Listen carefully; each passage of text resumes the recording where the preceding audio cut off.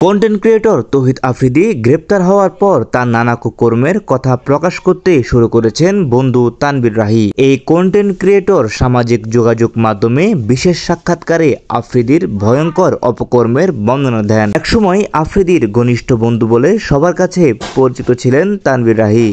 তার দাবি, আফ্রিদিকে তিনি ভাগের মতো ভয় পান। তিনি সহ দেশের অনেক কন্টেন্ট ক্রিয়েটর তৌহিদ আফ্রিদির ব্ল্যাকমেইলের শিকার বলেও দাবি রাহি। সম্প্রতি রাহির একটি ভিডিও সাক্ষাৎকার ভাইরাল হয়েছে। সেখানে তিনি বলেন, ক্যামেরার সামনে আফ্রিদি একরকম, কিন্তু ব্যক্তি জীবনে সম্পূর্ণ ভিন্ন মানুষ।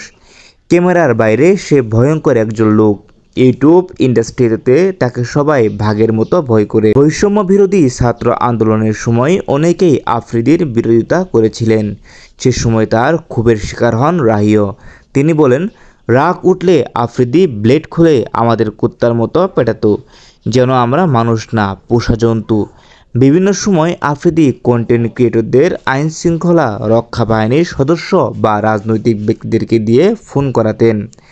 রাহি আরও বলেন, যখন ওর আফ্রিদি মনে হতো কেউ তার বিরুদ্ধে কাজ করছে, তখন ফোন করতো, ক্ষমতা দেখাতো। আন্দোলনের 2-3 মাস পর এক রাতে আমাকে ভিডিও কল দেয়, ভয় পেয়ে যাই। ফোন ধরার পর বলে, তোর সঙ্গে একজনের কথা বলাবো, সে শিগগিরই দেশের বড় মাপের কেউ হবে। এরপর বিভিন্নদের সঙ্গে কথা বলিয়ে দেয়। পরে বলে, বুঝছিস আমার অবস্থানটা, সাবধানে থাকিস।